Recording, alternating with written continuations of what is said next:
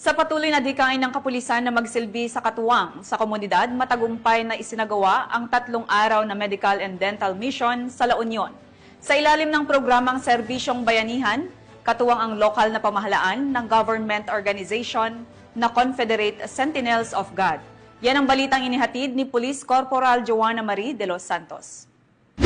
Matagumpay na isinagawa ng local government unit, Confederate Sentinels of God Incorporated at Philippine National Police ang ginanap na 3-day medical and dental mission sa munisipalidad ng Bagulin, Burgos at Tubao, La Union na nagsimula nito lamang Biyernes, Hulyo 11 ngayong taon.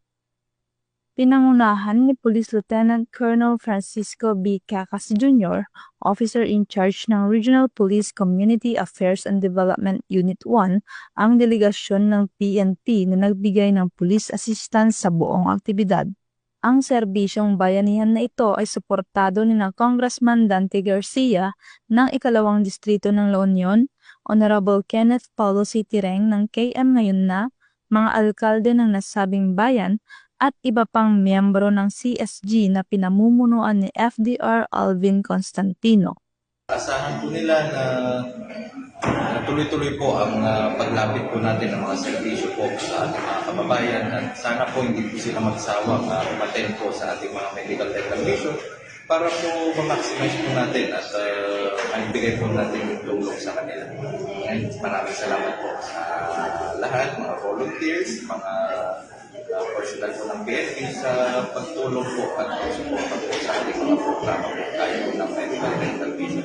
Sa ngalan po ng ating Chief PNP, Nicolas Torre III, ng PICAG, Brigadier General Marvin Saro, at lahat ng community relations ng PRO1 at support unit ng PICAG dito sa 2nd District of La Union. Maraming salamat po sa inyong partisipasyon.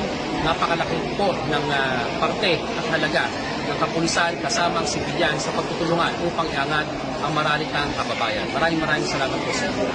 Umabot sa humigit kumulang 2,000 benepisyaryo ang nabigyan ng libreng medical at dental consultation, kabilang na ang pamamahagi ng libreng gamot. Yaman mi ko na po sa kasla nagayatan na po na ito yung in may kayo to nga may tumulong kadagiti patanaw da kami dito soleno sa banbantayan manmanuti ka kasi nga pang di ko na ako nalabit pagayatan niya po Diyos ngayon turong na kayo dito nga may tumulong kadagiti kada kami ito nga kaaduan natin nakakaasit ipanagbiag na. At siyempre, wada masakit kada kami. Awan makabaulan may pan kami ti hospital. Awan kwarta may ako. Anyang itong palmi. Nagsagawa rin ang PNP ng pamimigay ng flyers na naglalaman ng crime prevention tips, LCAC at PNP isumbong hotlines. Naging makabuluhan ang naturang aktibidad na nagtapos kahapon araw ng Linggo.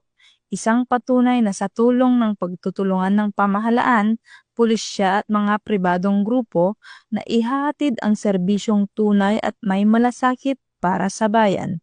Mula dito sa Ilocos Region, ako ang inyong PNN Correspondent, Police Corporal Joanna Marie de los Santos, alagad ng batas, tagataguyod ng balitang pulis.